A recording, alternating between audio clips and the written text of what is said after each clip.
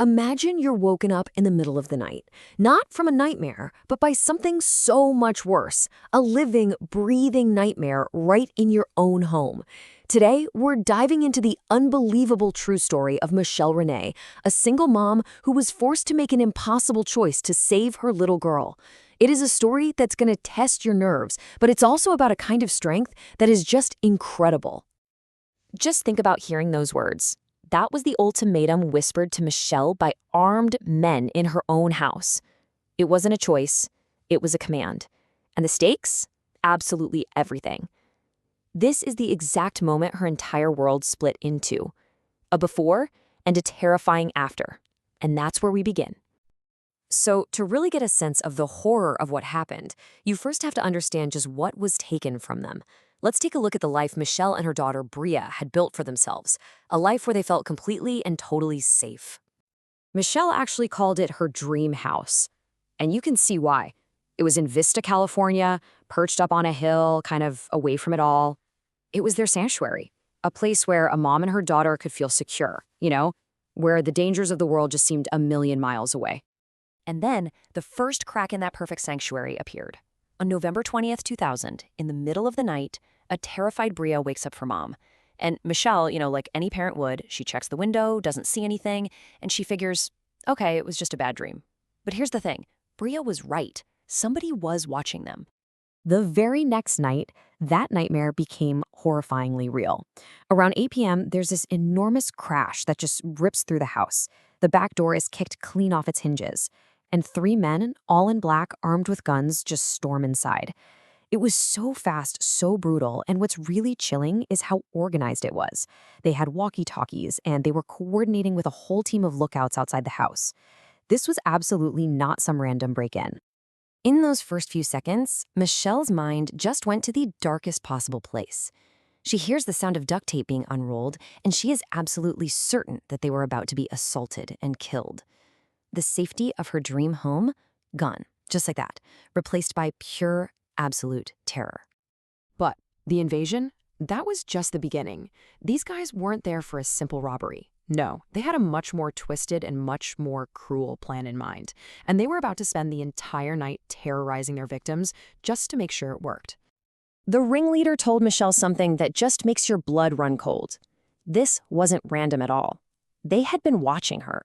For an entire year, they knew her routines, where she worked as a bank manager, even where her 7-year-old daughter went to school. Bria's bad dream about the eyes in the window, that wasn't a dream. It was just the latest moment in a year-long surveillance campaign. And then, the true nature of their plan became horrifyingly clear. The men pull out what looks like sticks of dynamite. They strap the devices to Michelle, wrapping them so tightly she could barely even breathe. And then, they do the same thing to her 7-year-old daughter. Her roommate, Kimbra, who had the terrible luck of arriving home during all this, was also strapped with a device. They showed them a detonator and said, if you do not do every single thing we tell you to do, you will disintegrate. Before putting his plan into motion, the ringleader did something just unspeakably cruel. He gave Michelle 10 minutes to say goodbye to her daughter. Can you even imagine? Believing these could be your last moments together, Michelle just held a shaking Bria on the couch, trying to pour a lifetime of love into a few minutes, telling her she was perfect, that she was everything a mother could ever hope for. As the sun came up, the next terrifying phase began. Michelle was forced into her own Jeep, a gun jammed into her side, and driven towards her destiny. All the psychological torment of the night was about to shift into a frantic, high-stakes race against the clock. The target was the Bank of America where Michelle worked, and the instructions were brutally simple. Once the bank opens, you have exactly 5 minutes. 5 minutes to get the money and get out. If you're a second late, I press the button. Every single second counted. So there she is, waiting inside the bank for it to open, just trying to act normal. Her world is just spinning. She glances at a photo of Bria on her desk, and that's when her eyes land on something else. Something that makes every single piece of this horrifying puzzle click into place. It was a business card.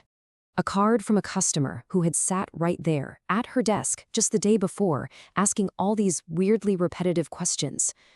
The name on the card was Christopher Butler, the exact same man who was, at that very moment, holding her daughter hostage.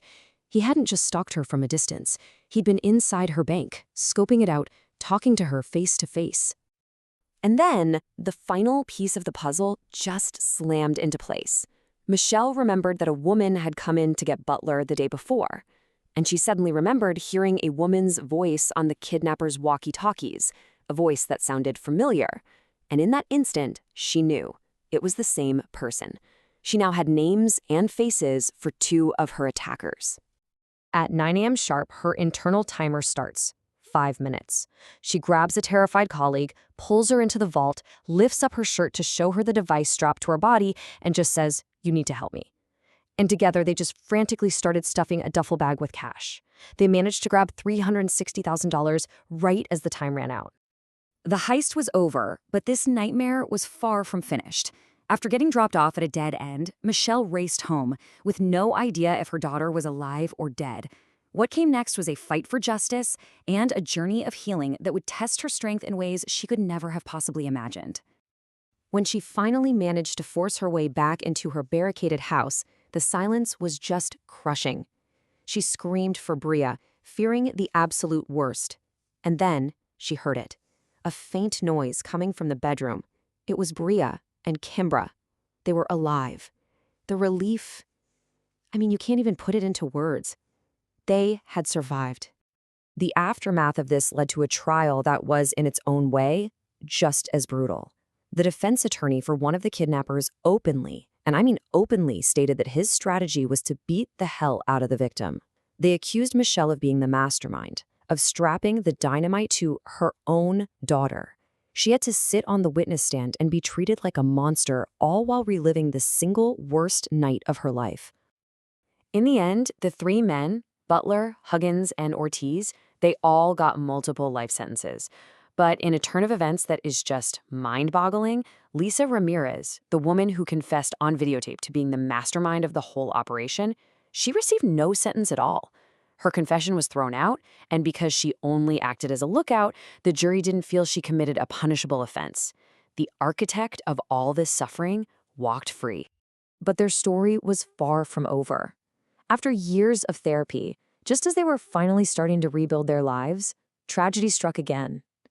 At 17 years old, Bria collapsed, suddenly paralyzed. She was diagnosed with multiple sclerosis, and doctors told them she would probably never see, talk, or walk again. But Michelle refused to accept that. For the next 9 years, she became Bria's full-time caretaker. And against all odds, Bria fought back. She didn't just recover. She managed to graduate high school and college from her hospital bed. After she could talk again, Bria said something that just puts everything into perspective. She said the kidnapping was a piece of cake compared to her fight with MS. That's an unbelievable statement, and it just speaks volumes about the 9-year war she fought and won with her mom right by her side. And really, that's the ultimate takeaway from this whole story. Michelle and Bria refused to be defined as victims. Michelle knew the best thing she could ever do for her daughter was to be an example of unbreakable strength. And her words really leave us with a powerful question. When you're faced with the absolute unthinkable, do you let it break you?